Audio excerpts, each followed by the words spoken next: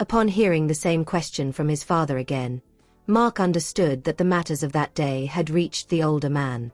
"Dad, she and I can never be," he replied. Of course, he was distraught by that fact, but there was nothing else he could do. "Does she not like you, or do you not like her?" Quentin felt it was such a shame.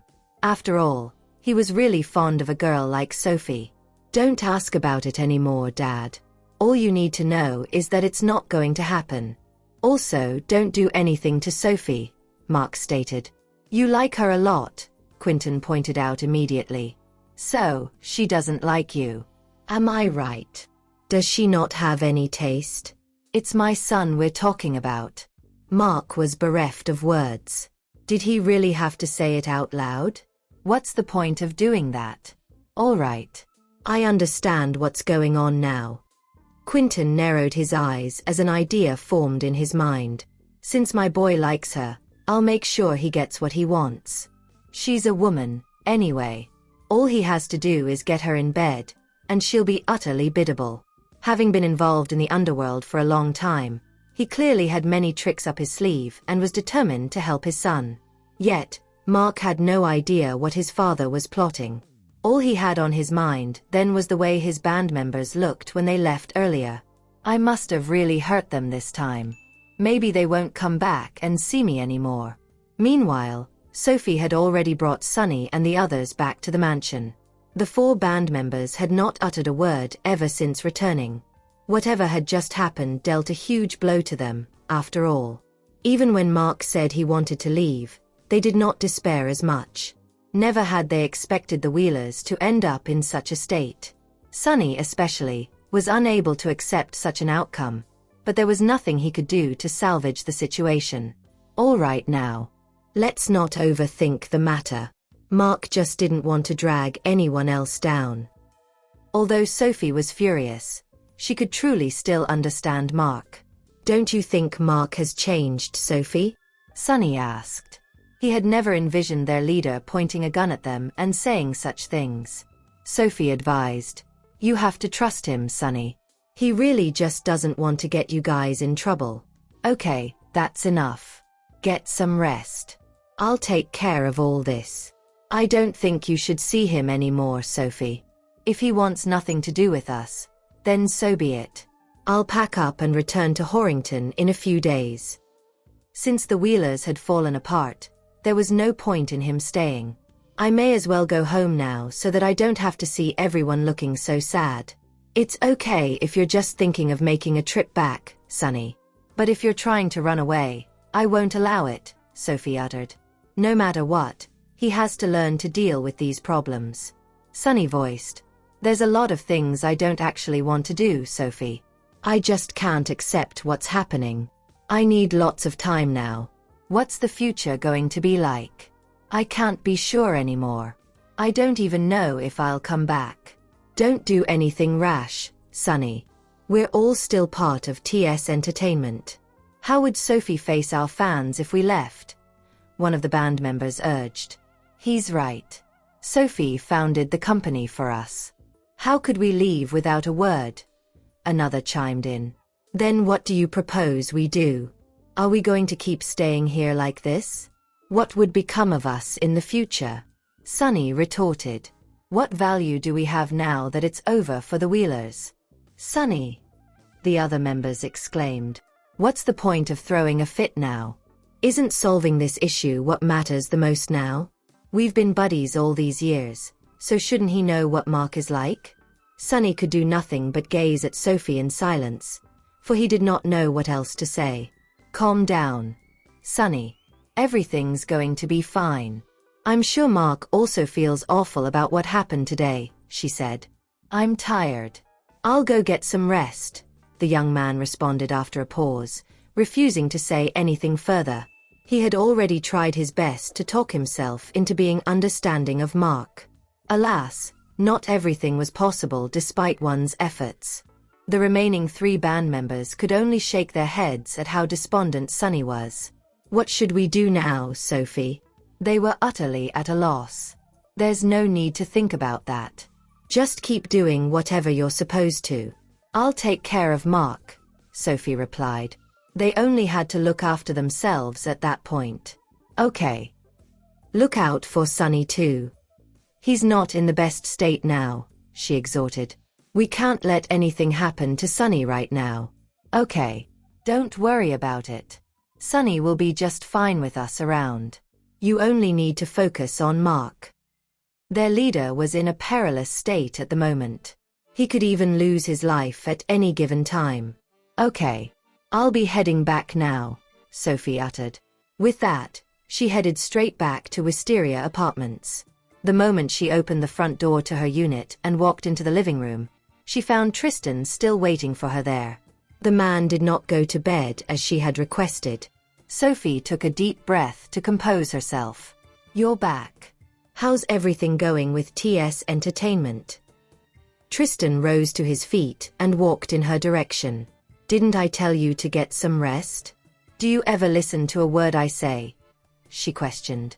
Despite her best efforts at controlling her emotions, the words that came out of her mouth still carried a very interrogative tone. He stilled briefly, having not expected her to talk to him like that right after her return. I just had some things to take care of, Sophie. What's wrong? Have the problems not been addressed? He asked. Sophie did not know how to respond upon seeing the man's expression. Instead of speaking, she bit her lip. Noticing her reaction, Tristan stood before her and hugged her gently. What happened? He inquired in a soft voice. Sophie instantly felt horrible about herself. How could I lash out at him like that? It's not like he did anything wrong. I'm sorry. I shouldn't have said that, she uttered. Tristan held her by the chin. Don't apologize to me. Tell me what on earth happened. That's all I want to know. Nothing else really mattered to him. Nothing much. The truth is, I wasn't at TS Entertainment. There were some issues with Mark and the band, so I had to head over to take care of things. Realization dawned on Tristan at the mention of Mark. He knew how deep the bond was between Sophie and the Wheelers. You're not hurt, are you? He then asked. Still, given how brutal gang members could be with their guns and knives, he was worried about nothing else but her.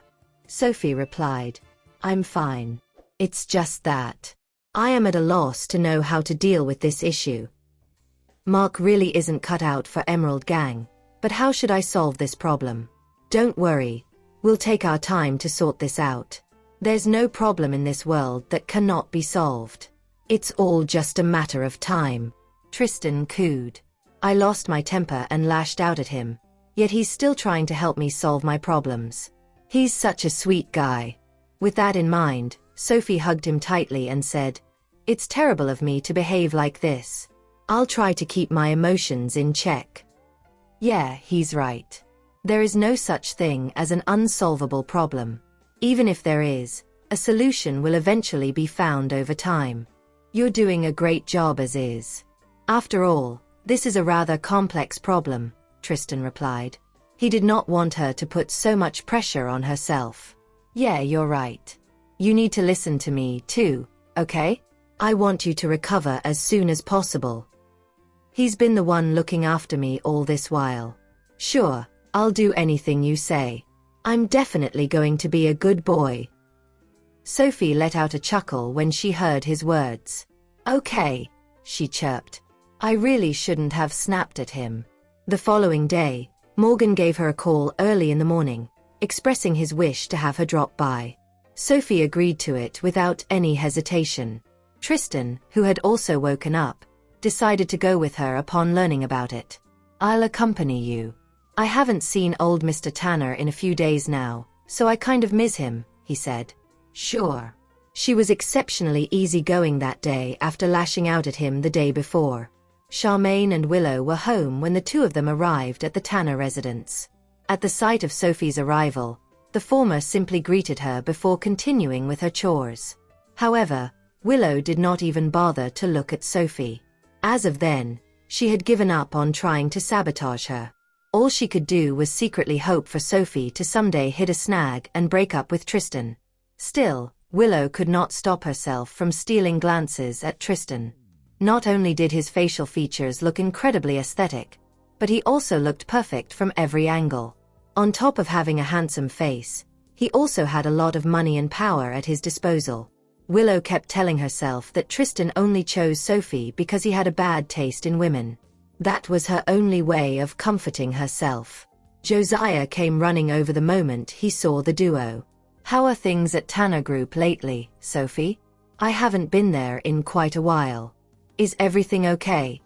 he asked in concern. "Don't worry, Grandpa. Nothing will go wrong with Victor around," Sophie replied. Moreover, Victor would report any and all updates to her, so she had no reason to worry. "Yes, Victor is indeed quite capable," Josiah concurred. "Grandpa, as capable as Victor may be, he's not a Tanner. I don't think it's appropriate to put him in charge of Tanner Group. If Sophie is too busy to manage the company, I think I could try managing it instead. Don't forget that I'm your granddaughter too. I just want to be a part of Tanner Group. That's not too much to ask, is it?" Willow piped up.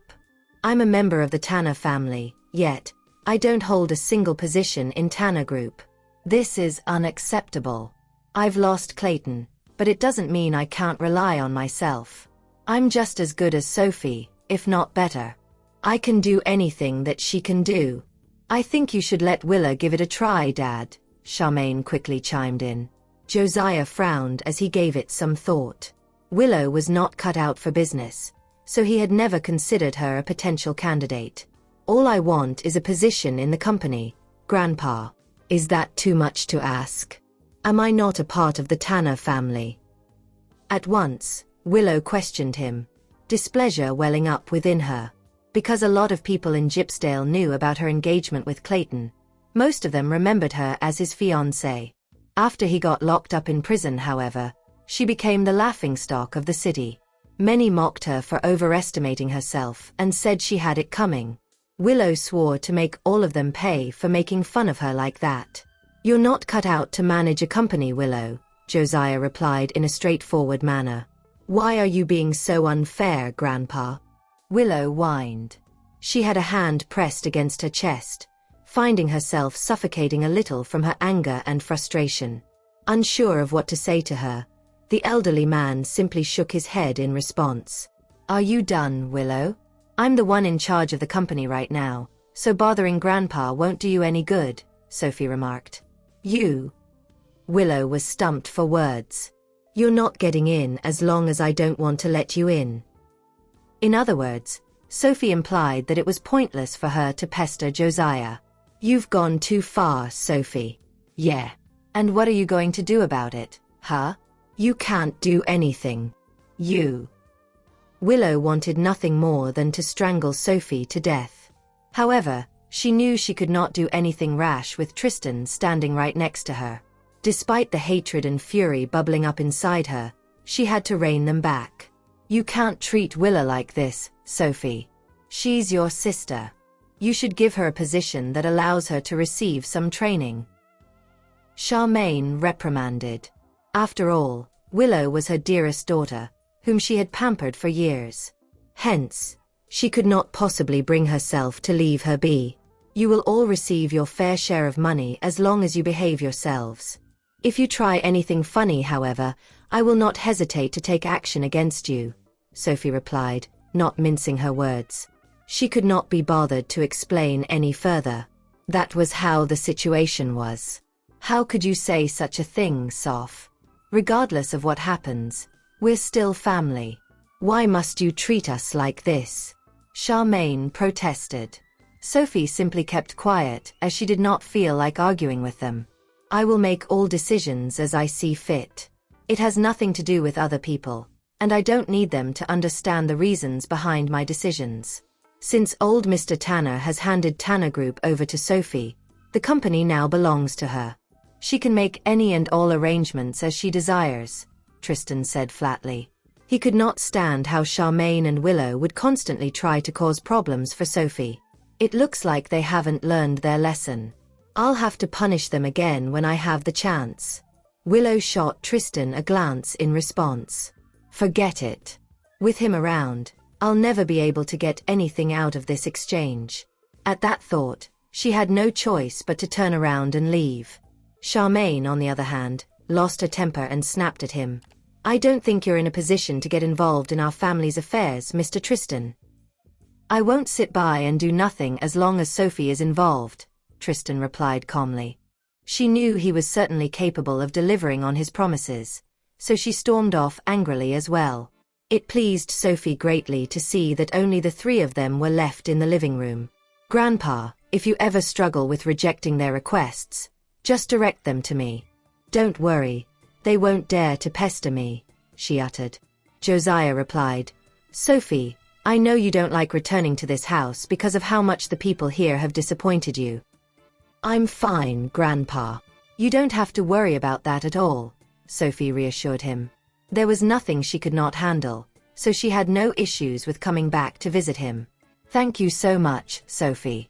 I asked you to come over because I missed you, that's all," he said. "Yeah, I know." Sophie was not a chatterbox, but she would always come home on time whenever he asked her to.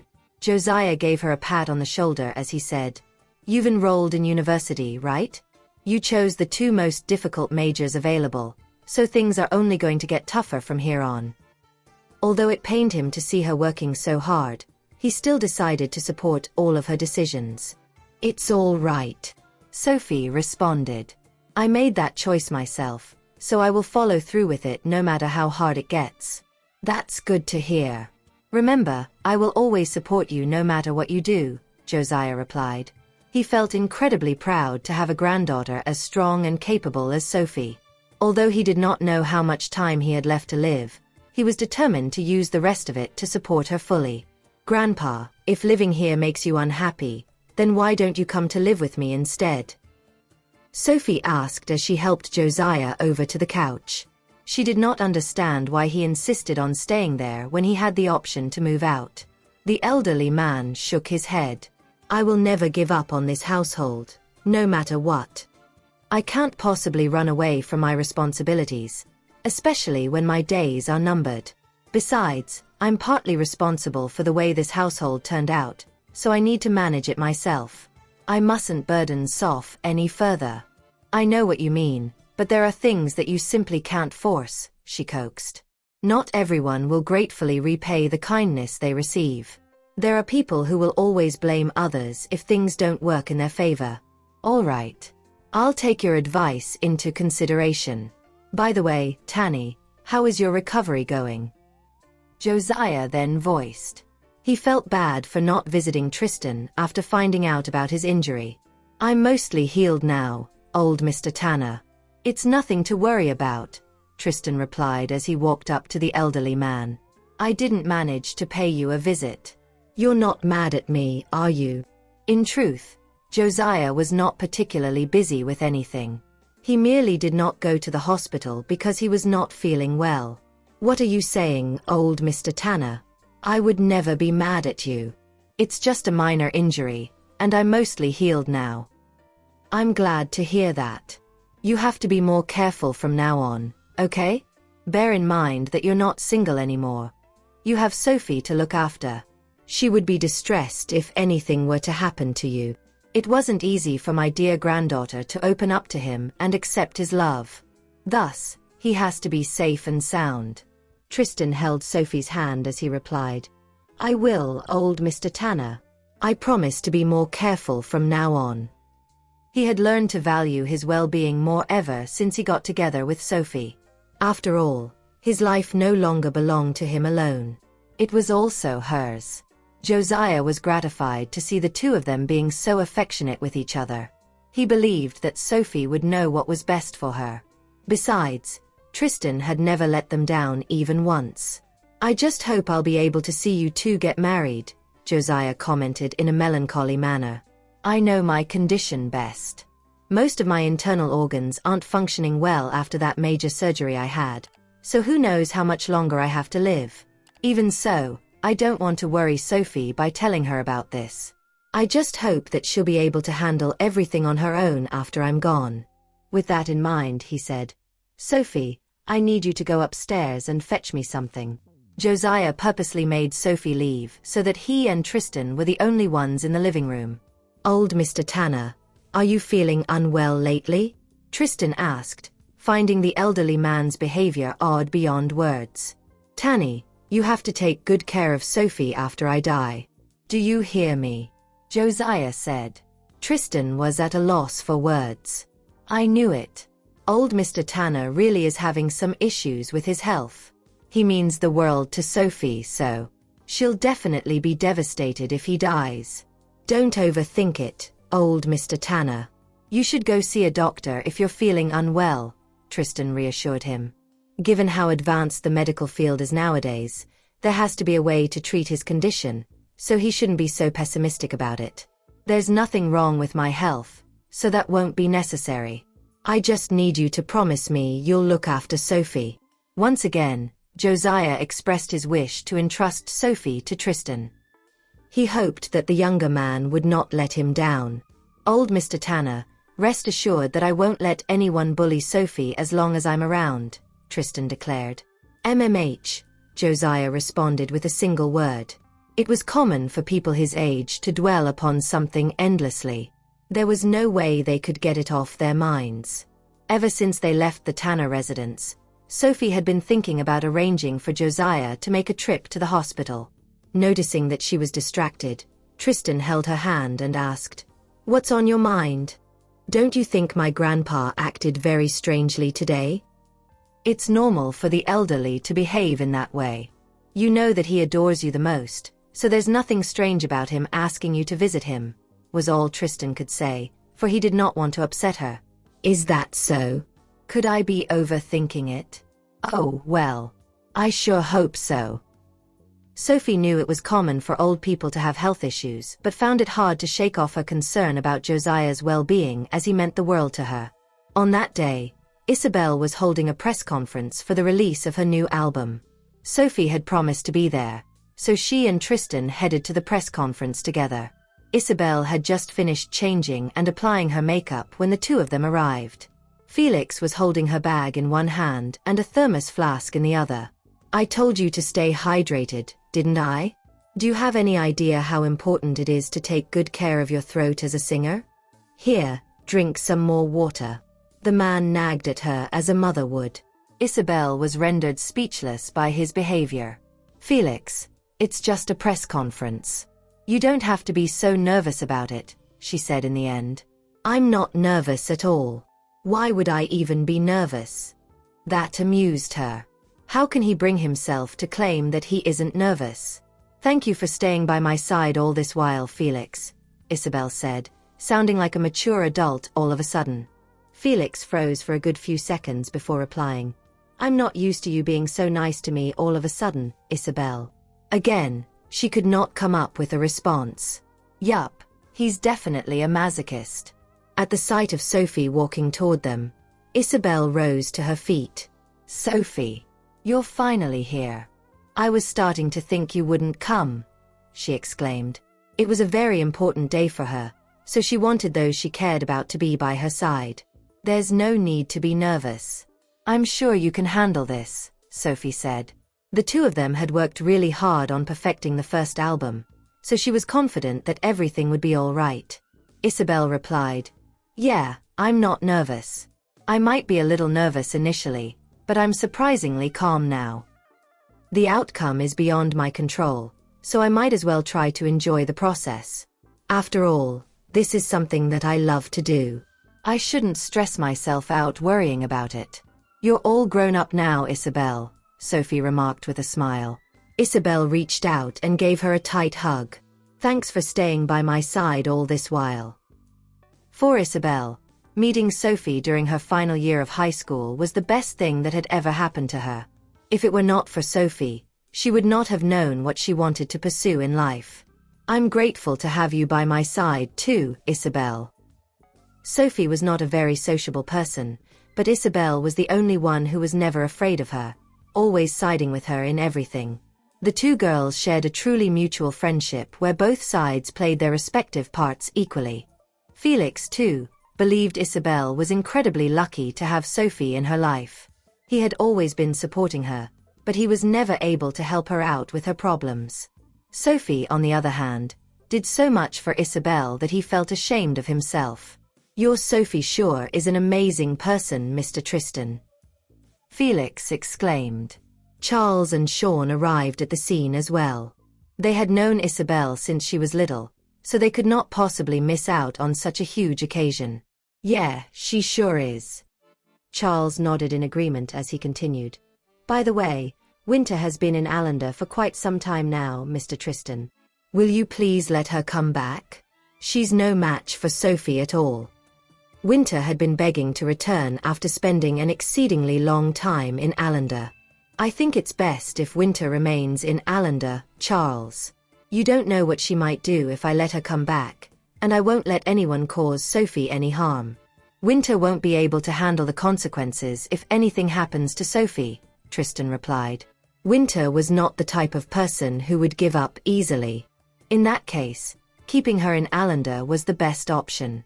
Charles let out a huge sigh before saying, You just won't take any risks, huh? All right then. I understand. In truth, he was under a lot of pressure from Walter badgering him to ask Tristan to let Winter return. It can't be helped. She's more important than my own life, Tristan replied. He would not let Winter return as long as she still posed a threat to Sophie. Could you at least send her to Anglander instead? The environment in Allender is really horrible, Charles requested. This isn't too much to ask, is it? Tristan simply nodded at him in response. He had been close friends with Charles for many years, so he figured it would be okay to fulfill the latter's tiny request. Sean gave Charles a pat on the shoulder without saying a word. He could understand the reason behind Tristan's decision. Even so, he felt bad for Charles. Winter was the latter's sister after all, and being stuck overseas all by herself was not a good thing. Alas, no one was able to change Tristan's mind on the matter. Taking that into consideration, perhaps it was not all that bad to have Winter stay overseas. With Xandra personally handling Isabel's press conference, things were naturally off to a good start. From backstage, Isabel could see that the place was swarming with journalists. She was calm at first, but the sight of all those journalists got her feeling nervous again.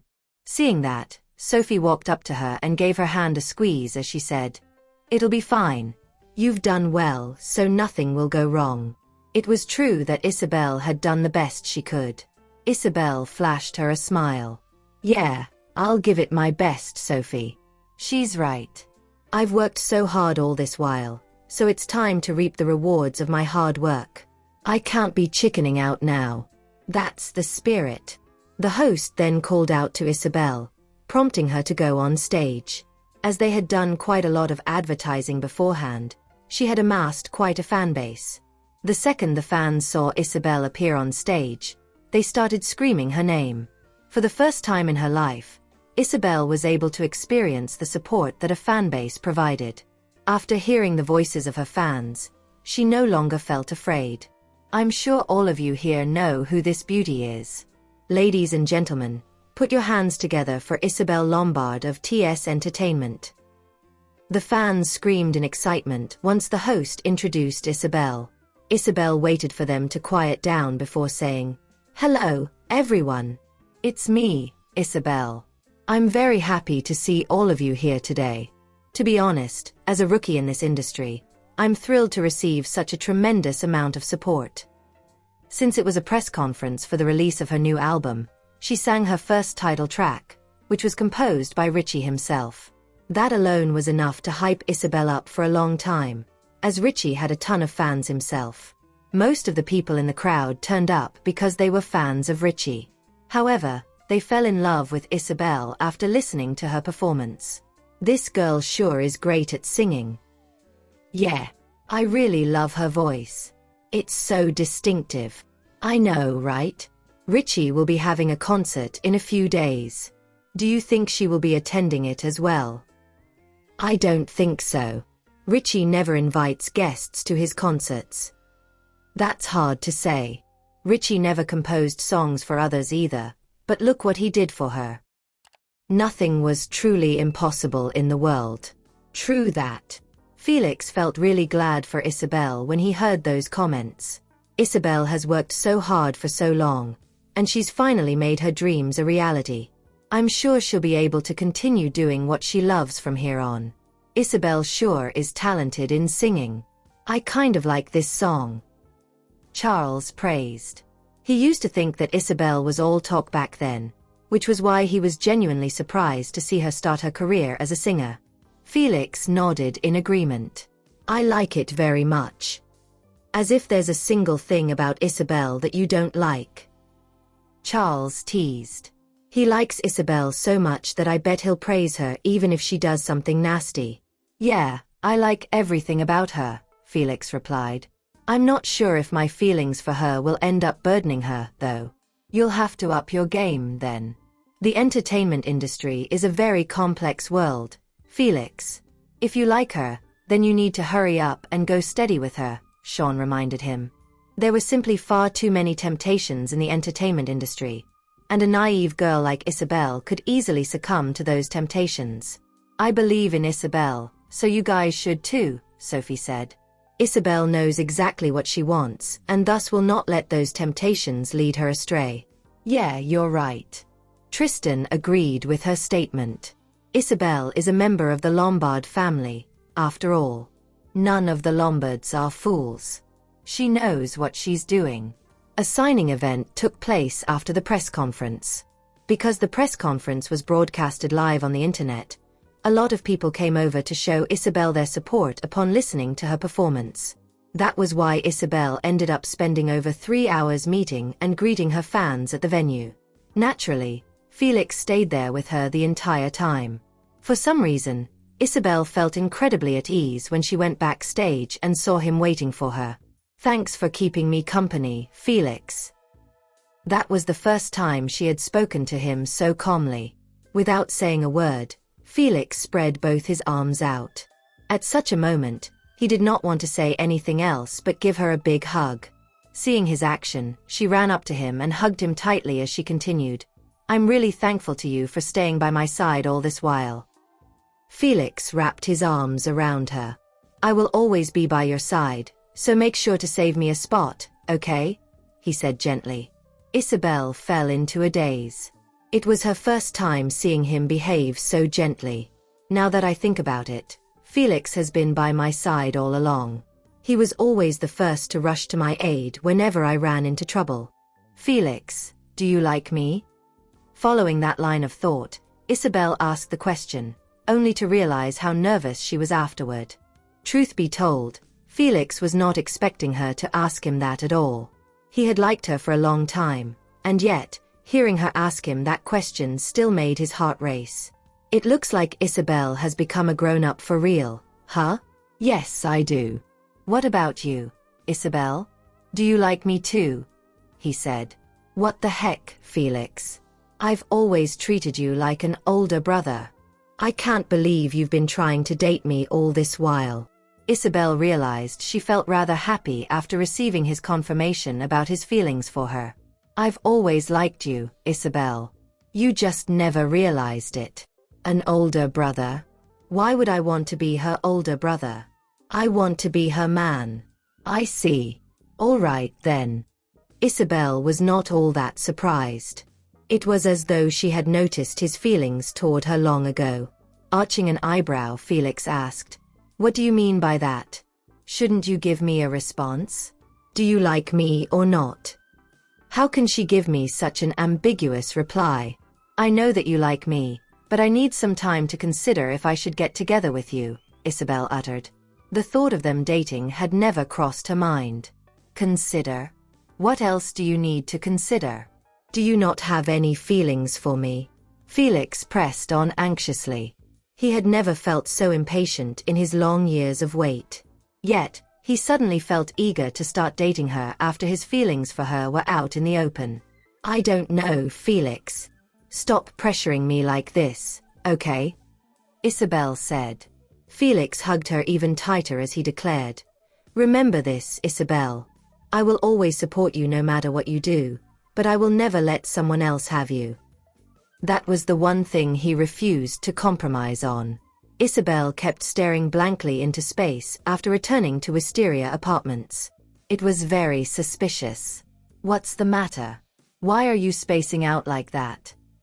Sophie asked as she handed her a drink. Sophie say, "Do you think it would be strange if I start dating Felix?" Isabel inquired. Sophie replied, "Why would it be strange? If you like him, then you should go for it. What others think about your relationship does not matter." Is Isabel finally realizing her feelings for him? "Okay. I got it," came Isabel's response. "Did he confess his love to you?" Sophie asked. "Yeah, he did." Sophie, am I ridiculously dense? He has always treated me well, but I never realized it. It's not too late to realize it now. Isabel was still young, after all. "Yeah, I think I really like him," Isabel said as she finally understood her feelings for Felix. "Then you two should start seeing each other romantically." Sophie was the type of person who would stick to her guns once she had confirmed her feelings towards someone or something. "Yeah, I think I will. Still, is it really appropriate for a rookie singer like me to start dating right after making my debut?" "There's nothing inappropriate about that. Just focus on your career as a singer and let Xandra take care of the rest." Xandra had a lot of experience in dealing with such things. "Okay." Meanwhile, Felix, too, was spacing out at his desk. Annoyed, Tristan slammed the stack of documents onto Felix's desk. "Hey, Felix. Snap out of it, will you?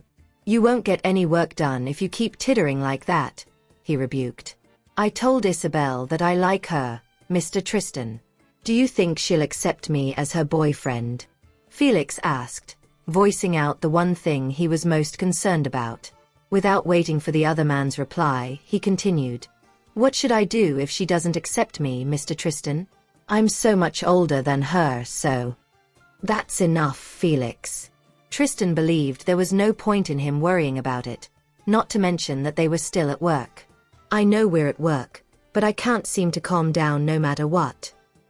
Felix exclaimed, "I can't believe I confessed to her on the spur of the moment. What if she doesn't want to date me? What will I do then? This is such a tricky situation." Felix's behavior was peeving Charles too. "Have a little more confidence in yourself, Felix. You're quite the big shot in Gypsdale, you know? Why are you getting so worked up over this?" Charles uttered, "That has nothing to do with this." All Felix wanted to know was how Isabel felt about him. How does it not? You can easily find yourself another woman even if Isabel doesn't like you. Charles believed that all women were the same in bed. Hence, he found it unnecessary for Felix to get so worried about Isabel's feelings toward him. Felix decided to ignore him completely. Although Charles had countless girlfriends in the past, he never truly loved any of them. As a result, he did not know what it meant to love someone, let alone treasure them. "You can worry about your relationship after you finish your work, Felix. Until then, snap out of it and stay focused." Sean reproached Felix, displeased with the latter's performance at the moment. "Felix is just wasting all of our time dilly-dallying." Since Sean had spoken up, Felix had no choice but to get back to work. All right. I'll be sure to get my work perfectly done, so don't you guys worry." Fortunately for Felix, he was capable of putting his personal feelings aside while working. With that, the four of them went back to work at their desks. An hour had passed by the time they were finished with work. "Mr. Tristan, has old Mr. Lombard found out about Sophie's existence?" Sean asked. Knowing old Mr. Lombard, there's no way he wouldn't pay Mr. Tristan a visit after finding out about him dating Sophie. "Yeah, he does. It's only a matter of time before he finds out anyway," Tristan replied. "As long as he was around, he would not let anyone bully Sophie. You'll have to be careful, then. Old Mr. Lombard is definitely going to pay her a visit behind your back." Sean reminded him. "I hope that dramatic scenes like those in soap operas won't happen. I'll try to talk to him about this." Anyhow, Tristan had decided that he would only marry Sophie and no one else. That's good to hear. Sean found Sophie to be a nice girl, so he did not wish to see her get hurt. "Hey Sean, since when did you care so much about Sophie, huh?" This is the first time I've seen you get so concerned about someone. Is Sophie really that special? Charles teased. Sean did not feel like replying to that question at all. Well, say something, Sean. I know Sophie isn't your type. Most importantly, Sophie is Mr. Tristan's girlfriend. Charles, you need to keep your mouth shut if you don't have anything nice to say. Me? Have feelings for Sophie? You've got to be joking. With that in mind, Sean continued, admiration is all that I have toward Sophie, got it? He was telling the truth. Felix nodded in agreement. I think she's really impressive too. Sophie would do anything she set her mind to, never worrying too much about other things. Her way of living her life freely was something that many envied. What, do you have a problem with my Sophie? Tristan questioned. What is Charles trying to imply? His words make me feel uncomfortable for some reason. No, not at all. You've definitely gotten the wrong idea, Mr. Tristan. I have nothing against Sophie. Charles knew Tristan would kill him if he said yes, so he quickly explained himself. Quentin ended up looking in on Sophie. It was the first day of university. The moment Sophie left the house, she saw a luxury car parked nearby. Needless to say, the car drew her attention. Someone's here for me so soon? Ms. Tanner, my boss wants to have a word with you. Are you free now? Quentin's subordinate had witnessed Sophie's capabilities before, so he was very polite when he talked to her. Do you mean Mark's father? Sophie asked. Boss. The boss he's referring to can only be Mark's father. Yes. At that, she glanced at her watch before replying. The thing is that today is my first day of class, and I don't want to be late. Tell your boss we shall meet at noon. While she was not available at the moment, she would have an hour of free time at noon. No matter what, Mark's issue needed to be settled. Ms. Tanner, are you? What's wrong? Do you have a problem with that? Sophie raised her brows. Although I'm the one asking for a postponement, he should watch his attitude. Upon recalling how unhesitant she was when she pulled the trigger, the subordinate quickly shook his head. No. Why would I? Besides, I wouldn't dare, he replied. After all, he was merely carrying out his employer's orders. Sophie ignored him. Right then, she saw Tristan arriving in his car, so she strode off, opened the car door, and got in. The subordinate, who was wearing a black t-shirt, got into his own car as well.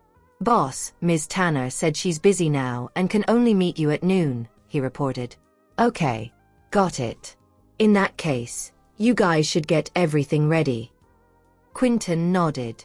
Since Mark likes Sophie, I have to let him have her. Besides, having her be my daughter-in-law will solve all the problems. Boss, are we really going to do this? The subordinate asked. Ms. Tanner looks formidable. If she finds out what we're about to do, we're doomed. Quentin shot a glare at him and scolded. Are you questioning my decision? Are you the boss, or am I the boss? He was prepared to take all risks for his son, regardless of the consequences. That's not what I mean, boss. Enough. Stop talking nonsense and do what I told you to do, Quentin ordered. When it comes to women, some drugs are all it needs to tame them. As soon as Sophie got into the car, Tristan asked, Wasn't that Mark's father? What did he want from you? Quentin had a bad reputation in the underworld, being infamous for his usage of despicable tactics. Hence, one had to be wary while dealing with him. It's nothing. I think he came here because of Mark. Don't be bothered by it. By the way, you aren't completely healed yet, so you shouldn't overwork yourself, okay? Sophie uttered. Okay. Got it.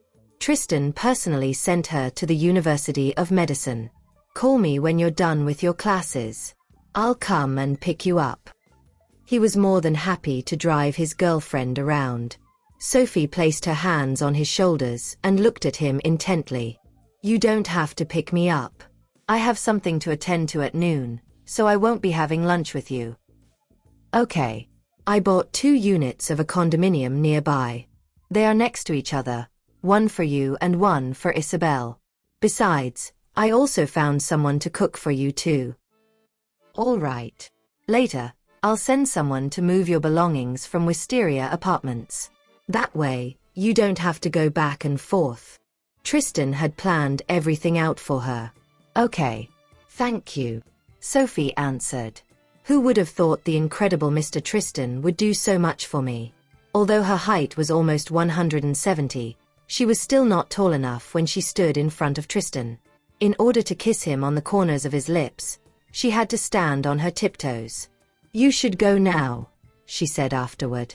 Sure. A simple peck was enough to please him.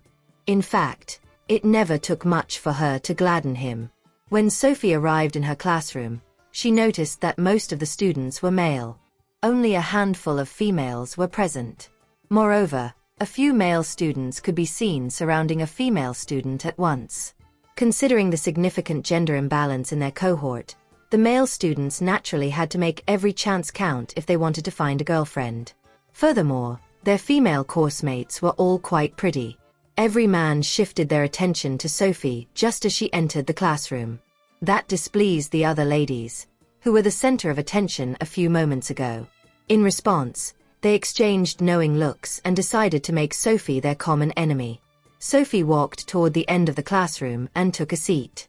Even though she knew everyone was looking at her, she was unperturbed. Hey, what's your name? As soon as she sat down, a man approached her and struck up a conversation with her. Sophie was at a loss for words for a moment. I'm Sophie Tanner, and please don't speak to me. I hate noises, she replied. The man was slightly embarrassed. However, he was willing to let it slide since she was gorgeous. I'm sorry to have disturbed you. It's perfectly normal for pretty girls to be a little feisty. I can handle it. Let me buy you lunch, the man added. Sophie raised her gaze toward him and replied, No. As a matter of fact, she was showing him a lot of respect, but if he were to push it, she would not hesitate to put him in his place. Sophie, come on. There's nothing wrong with a course mate buying lunch for a fellow course mate, the man said. I don't want to eat with you, and I don't want to listen to you talk. You may leave now, Sophie answered. Why won't he take the hint? Hey, why are you so rude? Do you have any idea who I am? He snapped in displeasure. A moment of silence later she countered. Who are you? Does it matter? I told you to stop bothering me. Didn't you hear me? Why must someone try so hard to get my attention so early in the morning? Forget about it, Simon. She's so high and mighty. Why would she want to have lunch with you? Don't you think you're overestimating yourself? A young woman voiced. The person who had just spoken had a major crush on Simon Little. It annoyed her greatly when she saw him hitting on Sophie. At the sight of Sophie rejecting Simon, she could not help gloating over it. Simon is the son of the director of the largest upper-class hospital in Gypsdale. Whoever crosses Simon is bound to have a tough time in Gypsdale. Sophie might be pretty, but she seems like a fool. Simon's expression turned grim when he heard her remark. All his life, every person he met would ingratiate themselves with him. It was his first time being disrespected by another person. Sophie, you should feel honored that I offered to buy you a meal. Quit being so shameless. Simon began behaving like a spoiled brat. Truth be told, Sophie did not want to get into trouble on her first day of university. Alas, someone just had to mess with her. Are you sure I'm the shameless one? Didn't I tell you to stop disturbing me? Are you too stupid to understand my words? Sophie roared. You. That was definitely the worst humiliation Simon had ever suffered in his whole life. You're so shameless. As he was talking, he suddenly reached out his hand to hit Sophie. Upon seeing that, the female course mates exulted in Sophie's imminent misfortune. She deserves it. Does she think she can seduce anyone just because she's a looker? Right when everyone thought Sophie was going to get beaten up, she stood up and grabbed Simon's arm before throwing him to the ground. A muffled thud rang out when the man weighing about 200 pounds smashed onto the ground. Everyone at the scene gaped in shock. Didn't Simon learn combat skills before? Besides, he was the one who attacked first. How did he end up on the ground instead? The noise his body made as he hit the ground sounded painful. Are you okay, Simon? The young woman who had a crush on Simon quickly went to him and helped him up before saying to Sophie, "Do you have any idea who he is? How could you do that to him? I don't care about his identity. The rest of you better stay out of my way." Sophie never allowed others to walk all over her. "You're dead." Simon fumed. "Do you think you're all that just because you got into the University of Medicine? I'm going to get you kicked out in less than a day." Sophie did not bother to entertain him. "Let's see who will get kicked out instead. Are you all right, Simon? I'll send you to the hospital now," the young woman who was crushing on Simon uttered. He shoved her aside and shouted, "Get away from me." Having been humiliated in front of so many people, he was infuriated, but he did not have an outlet to vent his anger. When the young woman saw Simon turning away and walking off, she chased after him and voiced, "Would you stop being so willful, Simon? Don't you know I've liked you for a long time?" With that, the two of them left one after another. Upon seeing what Sophie was capable of, none of the males in the classroom dared to bother her anymore. "Forget about it. This girl can fight, and there's no way we can get the better of her." Everyone then started to do their own things. Since that was the first day of university, they were still getting used to the environment. Suddenly, a young woman went up to Sophie and said, "Sophie, you're going to get yourself in trouble. Simon is the son of a director at a famous hospital. I'm worried you might get expelled from the University of Medicine because you've offended him." She harbored only kind intentions, for she was sincerely worried about Sophie. "What's your name?" Sophie was quite fond of her. "I'm Sandra Quimby." Sandra was a cute girl, albeit a different kind of cute compared to Isabel. One would be surprised to see her in a medical school. "Oh, I'm Sophie Tanner. I'm serious, Sophie. I went to high school with Simon and the rest. He's a petty person.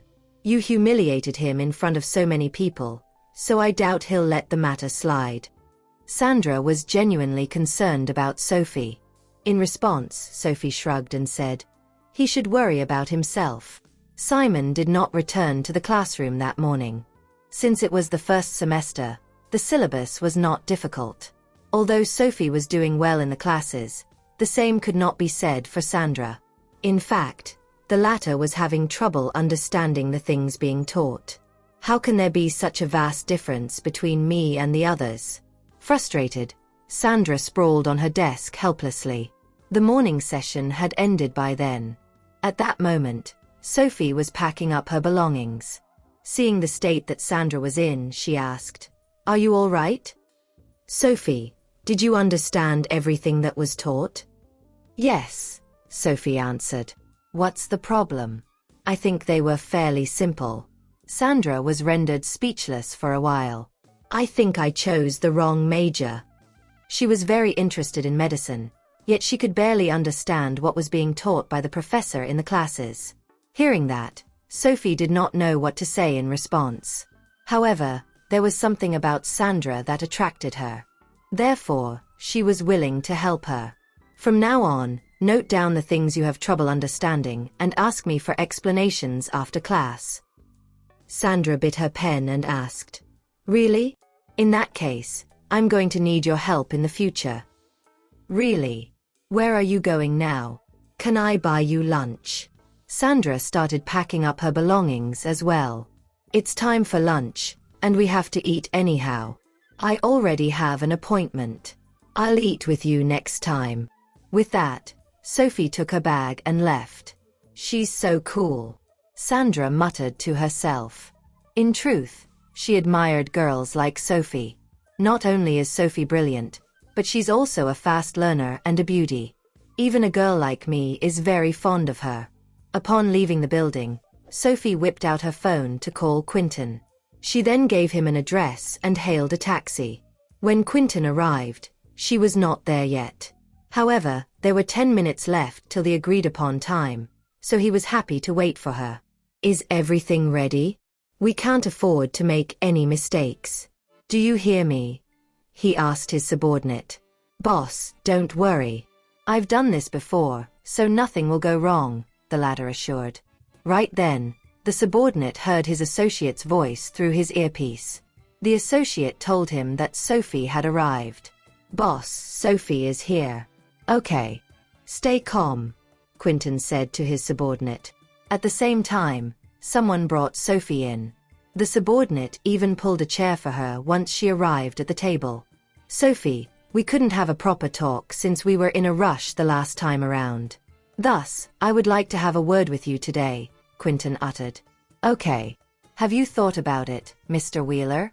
Mark really isn't cut out for Emerald Gang. Sophie replied. Quentin stayed silent for a while before saying, He's my son, so I, too, wish for him to be happy. However, some things are just beyond my control. Mr. Quentin, as I've said, as long as you can let Mark free, I'll guarantee your safety. Mark isn't cut out for a life full of violence, Sophie said. Is he not tired of the life of a gangster yet? You seem thirsty. Take a sip of water first. With that, Quentin shot his subordinate a look. The latter immediately instructed the waiter to serve Sophie a glass of water. Drink some water. We have more than enough time to talk about this issue, Quentin urged. Sophie picked up the glass of water and took a sip. Seeing that she was drinking the water unwarily, he knew his plan would work out. I spent a fortune buying this drug. One sip is all it takes. Mr. Quentin, let Mark leave Emerald Gang, and I'll get someone to take over Emerald Gang, Sophie suggested. The matter is solved as long as someone can take over Emerald Gang, no? There's no hurry, Sophie. You know how much Mark likes you, right? Quentin asked. No matter what, Mark was his son. Hence, he would naturally want him to be happy. Mr. Quentin, I've told you before. I have a boyfriend, so Mark and I can never have a romantic relationship as you wish, Sophie answered. Didn't I already make myself clear? All right then. I know these things can't be forced. Let's drink. Quentin voiced nonchalantly. Noticing that she took another sip of the water, he smiled. Once she's in bed, who cares if she wants it or not? That drug was colorless and odorless, so Sophie failed to detect anything unusual. After a short while, her body showed some reactions.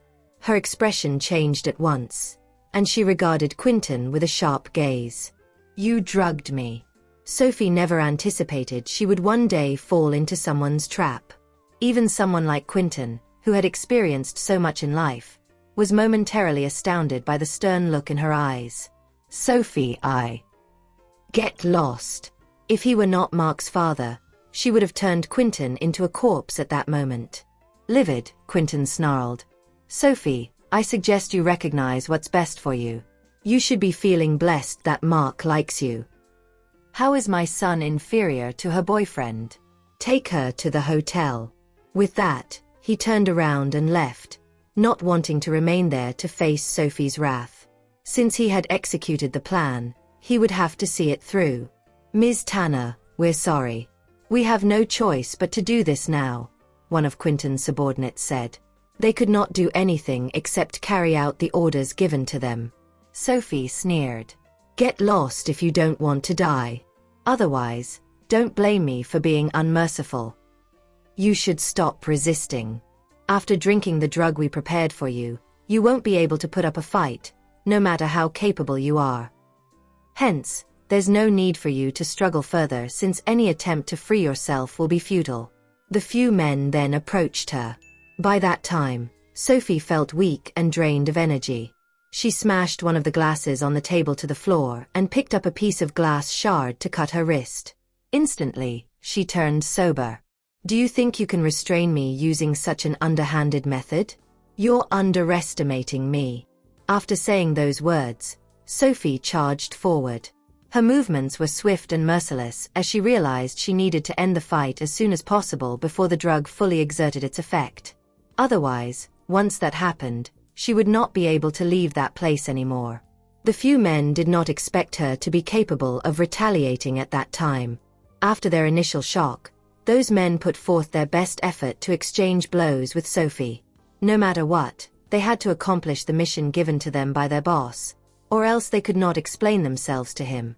Under normal circumstances, those men would not have stood a chance against her. Unfortunately, she was gradually losing control over her body. If it were not for her strong determination, she would have given up and surrendered. Nevertheless, Sophie had no desire to continue fighting. As soon as she shook off her captors, she hastily left the scene. Since they were still in public, she reckoned those men would not dare to pursue her openly. Besides, it was lunch hour then, so the private rooms were crowded with people. She also figured Quentin's subordinates would not be capable of searching every room. What should we do now? If we don't seize her, we can't report to boss when we return.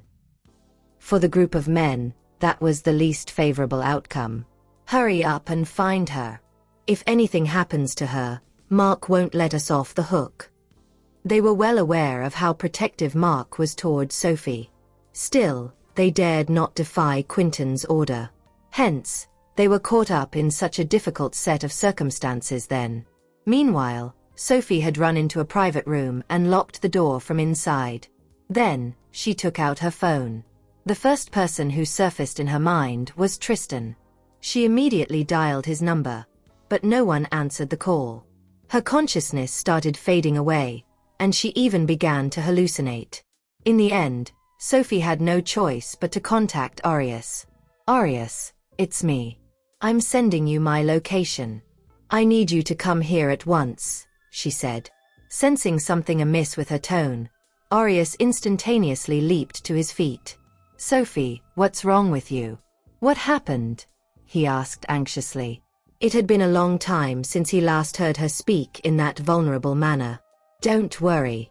I'm not in danger now, but if you don't show up here in half an hour, I won't be so sure about staying safe, Sophie replied. You brat. I've told you to be more careful. Fine. I'll head over at once. Hold on for a little longer. Seriously, I can do nothing about her. Upon finishing his work, Tristan returned to his desk and noticed the missed call on his phone. Immediately, he dialed Sophie's number. However, no one picked up the call. A sense of foreboding rose within him. Taking in his demeanor, Felix could not stop himself from asking, "What's the matter? You seem anxious." It was rare for Tristan to behave in that manner. Sophie contacted me earlier, but she's not answering my calls now, Tristan replied. Felix remarked, "Perhaps she's busy. You don't have to be so worried.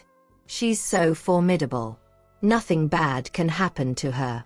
Help me find out where she's at," Tristan requested. No matter what, he had to figure out her whereabouts at that moment to ease his anxiety. He just needed to know that she was safe and sound. Okay.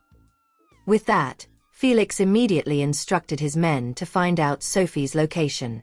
In less than 10 minutes, they locked in on her whereabouts. "I'll go there to check on her," Tristan said. Nothing was unusual with her location. However, Quentin had gone looking for Sophie that morning, and Tristan was not sure if he was trustworthy. "Do you need me to go over with you?" Felix asked, thinking he could back Tristan up if something terrible happened. "That's not needed. You can stay here," Tristan replied. He was confident he could handle the situation alone. On the way to the restaurant, he dialed Sophie's number continuously, but his calls remained unanswered. As time passed, his uneasiness intensified. When he arrived at the restaurant, he saw the man who had approached Sophie that morning. "Where's Sophie?" Tristan demanded while grabbing that man's collar. That person did not anticipate Tristan's appearance at the restaurant. "Ms. Tanner has already left," he said. "Is that so?" Tristan questioned, staring into that man's eyes. The overwhelming sense of oppression from his gaze was almost unbearable, but that man dared not speak the truth at that instant. Therefore, he could only clench his teeth and stick to his statement. "I'll ask you one more time. Where's Sophie?" Tristan demanded. "He's lying. Something must have happened to her." Taking in that man's reluctance to divulge the truth, he immediately took action. He was not fond of resorting to violence, but when he did, his moves were fatal. Quinton's other subordinates hurriedly stepped forward to help their colleague. Alas, they were not Tristan's match. Are you going to tell me the truth or not? If you don't, you can forget about uttering another word in the future. There were not many people who could be more ruthless than Tristan in the world. Ms. Tanner left for real, that man insisted. We'll still die even if we come clean to him. He's too terrifying. It seems like you haven't learned your lesson, Tristan snarled. He then proceeded to break that man's arm while enunciating. Where is Sophie? The unbearable pain of having his arm broken by another person caused that man to wish he was dead. We don't know. She ran away. We were no match for her. He could not endure the agony further, so he had no choice but to be completely honest. Tristan's expression turned grim after he listened to his words. Damn it! He was overwhelmed by the urge to murder all those men. Just you wait. I'll make you pay dearly. Tristan would ensure those men regretted they were ever born. He knew that it was not the best time to settle accounts with them, but he would definitely make them suffer and pay the price. Just then, Aureus also arrived. When he saw Tristan was there too, he was taken aback, but soon, realization dawned on him. He's Sophie's boyfriend, after all. It's understandable why he is here now. Where's Sophie? The most important thing now was to find Sophie, but they didn't know where she was. What should we do now then? Aureus was still stunned. Let's split up and look for her. With that, Tristan went to see the restaurant's manager and ordered, I want to reserve the entire restaurant. Ask all the diners to leave. It was a huge restaurant, so finding her right away was going to be tough. He could only ask all the other diners to leave. Sir, I'm sorry. We have a lot of customers at noon, and everyone else is still having their meals. Asking them to leave abruptly now is going to leave a bad reputation for the restaurant. Tristan's aura was intimidating, but what the manager said was right. Since I'm booking the entire restaurant, I'll pay for all your losses today. I'm Tristan Lombard. Do you have any other questions? Mr. Tristan? On top of his countenance, Tristan's name was enough to make the manager go along with his request. Is there any other problems? Not at all. Don't worry. I'll get it done immediately. Just when Aureus was about to start looking for Sophie, Tristan stopped him in his tracks. Check the surveillance footage, and see which room Sophie last went to. That was the most effective method. Okay. Aureus immediately went to check the surveillance footage. Meanwhile, the manager broadcasted that there was a problem in the restaurant, and everyone was asked to leave. Hearing there was a problem with the restaurant, everyone else left. Mr. Tristan, who are you guys looking for? We can help, offered the manager. With so many employees in the restaurant, they could aid in the search. Mr. Tristan, the surveillance cameras are broken. Someone had purposely tampered with the surveillance cameras, hence the problem now. Damn it! Tristan cursed under his breath. Fortunately, he had asked all the other people to leave. After much contemplation, he continued. We should split up to find her then. That was the only thing they could do at the moment. Tristan felt a pang of hurt in his heart whenever he thought of Sophie being in an uncertain situation. It's my fault for not protecting her well and letting her get hurt. The staff opened all the doors, and everyone helped out. However, Sophie was nowhere to be found. There was only one room left, and the room was locked from the inside. Without hesitation, Tristan kicked the door open. The moment he stepped in, he smelled the metallic odor of blood, causing him to frown in worry. She's injured. Damn it! How dare those people hurt my woman? When Tristan found Sophie drenched in a cold sweat on the balcony, his heart broke into million pieces. He hurriedly went over and gently picked her up. Don't be scared. I'm here. No one can hurt you anymore. As long as I'm here, I won't let anyone hurt you. His voice snapped Sophie back to her senses, and she shook her head frantically. Am I hearing things again? Sophie opened her eyes. No, it's really me. I'll take you back now. Arius is here too. You'll be fine. Okay. It's really him. Even though the call didn't go through, he still came? The two spoke no more and went straight to the hospital, and Arius immediately drew Sophie's blood for blood tests. Time trickled by painfully as they waited for the results. Tristan continued to stay by Sophie's side. Watching her in pain plunged him into a pit of agony. Just then, the drug kicked in again. It was a time when she would suffer the most, but she gritted her teeth and tried her best not to cry out. Tristan held her hand, not letting her hurt herself. You can scream if you want to. You'll feel better. She doesn't have to be so strong. When her gaze landed on Tristan, the desire in her was aroused again. However, she didn't want to lose her virginity in this way. I'm fine. You should go out.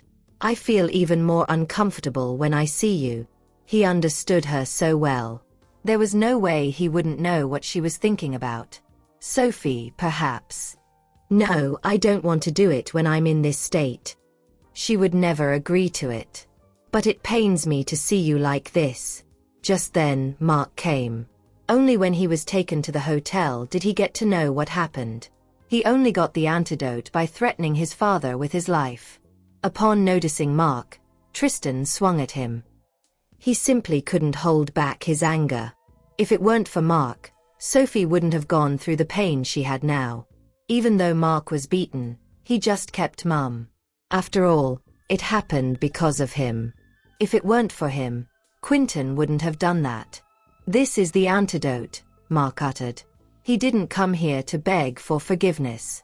All he wanted to do was give her the antidote. Can I still trust you?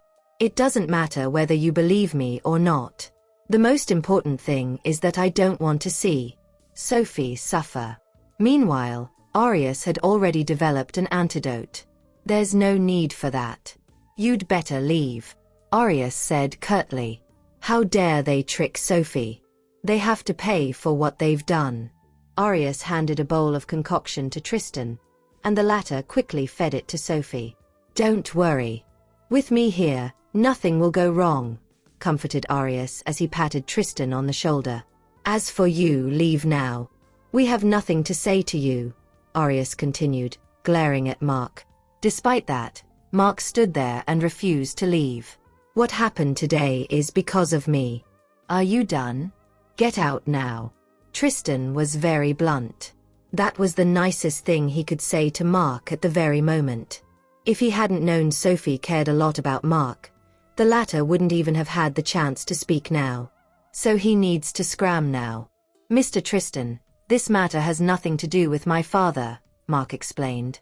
No matter what, Quentin was still his father, so Mark felt that he had to bear the responsibility.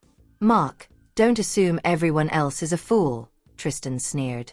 None of the prominent people in Gypsdale were foolish. Mark pleaded.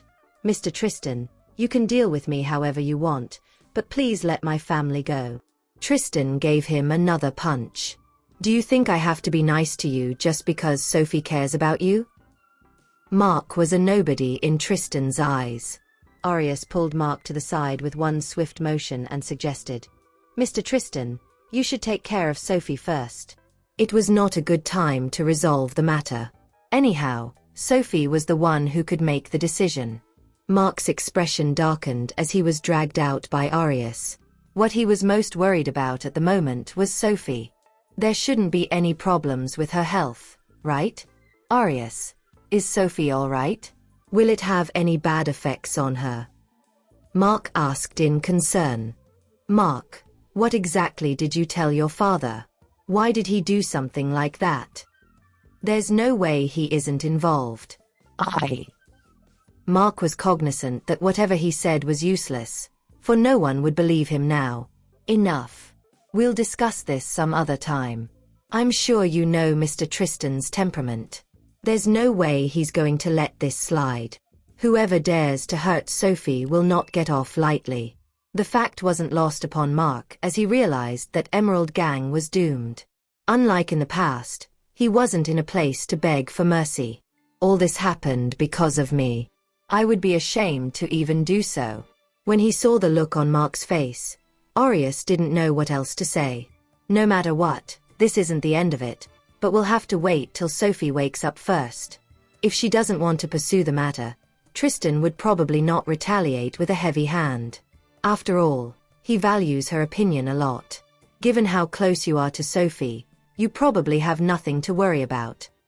Well aware of how much Sophie cared about Mark and the Wheelers, Aureus couldn't bring himself to be too harsh. I'm fine. When Mark returned to Emerald Gang, Quentin was already there. You bunch of trash. Why can't you even complete such an easy task? How did they screw up such a wonderful opportunity? Mark was incensed to hear his father's words. Why must you insist on harming them when I specifically asked you not to? How am I going to face them going forward? Why must you do this to Sophie? After how I've been disgraced, my members will definitely feel betrayed by me. Are you blaming me now? Didn't I do this for you? What's wrong with forcing her into your arms when you like her so much? Are you really my father? Mark was disappointed. He had never felt this disappointed in his entire life. Mark, what are you saying? Quentin was equally infuriated. It was common for people like them to force themselves onto whichever woman they fancied. Therefore, he didn't feel that he had done anything wrong. After all, there was no point in overthinking in a dog-eat-dog world. Do you know who her boyfriend is? Tristan Lombard. You probably need to think about how to salvage the situation now. Doesn't he know who her boyfriend is? Who? Quentin was slightly stunned. Although he spent his life in the underworld, the name Tristan still rang a bell. Are you talking about the infamous Mr. Tristan of Gypsdale? Quentin began to lose his composure as it was clear to him that Emerald Gang was about to be wiped out. Once Tristan sought revenge, the biggest gang in the city would be easily annihilated, let alone Emerald Gang. Mark had no desire to further the conversation, as he had no clue how to remedy the situation. All he wanted now was a quiet moment for himself. Mark, you. The look on Mark's face rendered Quentin speechless. Have I made a mistake? It looks like I have really gone overboard. In the end, upon learning that Tristan was Sophie's boyfriend, everyone trembled in fear. All of them wondered if they still had time to flee the city. Boss, what should we do? The same question was floating in Quentin's mind. I knew that Sophie was formidable, but I had no idea that her boyfriend was Tristan, the man whose name alone would strike fear in the underworld. Offending someone like that is the equivalent of death. Mark, don't worry. What happened has nothing to do with you. In the event Mr. Tristan seeks revenge, I will bear the responsibility alone. Since he was the one who did the deed, he wasn't afraid of owning up to it. I won't drag anyone else down with me. All you need to do is take good care of your mother. Even though Quentin wasn't an extraordinary person, his love for his wife was true. However, Mark was filled with conflicting emotions. If not for his father's love for his mother, he wouldn't have bothered about the former. Stay out of this and go. I'll take care of it. Now that Mark was the leader of Emerald Gang, he couldn't wash his hands off a matter like that. Mark. Quentin was stunned, for he had never imagined that his son would grow up to be someone who would step up to the plate. Nonetheless, as a father, there was no way he could allow his son to shoulder the blame on his behalf. Meanwhile, Sophie was gradually recovering after taking her medicine. In spite of that, she still hadn't regained consciousness. Her condition caused Tristan to lose his composure as he quickly summoned Aureus. Aureus, why hasn't she woken up after taking your medication for such a long time? Could there be something wrong with the drug you have given her? Aureus was initially confident in the products of his research, but Sophie's situation unsettled him nevertheless. Hence, he examined her again. I don't foresee any problems, so don't worry too much. If there are no issues, why hasn't she regained consciousness? When he saw the condition the woman he loved was in, staying calm was too much to ask of him. Just be patient. Aureus could empathize with Tristan, as he, too, was equally worried. Despite that, He knew that their anxiety wouldn't help matters at all. Are you sure that there's nothing wrong with your drug? That was Tristan's main concern. Tristan, can you stop doubting my professionalism? My drugs are safe and effective. Tristan waved him away. Forget it. You should just go. His response rendered Aureus speechless. Can't I stay by Sophie's side too? It's not like you own her. Right then, Sophie regained her consciousness. Even though she barely had any strength to move, the restlessness she had previously felt was gone. How do you feel? Any better? The sight of them gave her a sense of relief. Don't worry. I'm fine. Given that Aureus had treated the wound on her hand, it was no longer painful. Sophie, what happened to you? You had us worried sick. I told you to be more careful, and yet, something like this had to happen. Ever since he got to know Sophie, he was always unsettled by his constant concern for her. I know. I'll be more careful next time. She didn't deny how careless she had been. The fault is mine. Despite knowing that Quentin is a shady character, I didn't put in place enough security measures. Sophie held Tristan's hand. Tristan, this has nothing to do with you. It's my fault instead, so don't keep blaming yourself for everything. As an adult, I should take responsibility for my own life. Their exchange made Aureus feel as if he was the third wheel. Subsequently, he scratched his nose awkwardly before leaving the room. Thank you for listening. If you have enjoyed this story, please like and share so others can see it too. Also hit the subscription button and notification bell so you can be notified on our next release. Thank you for your support.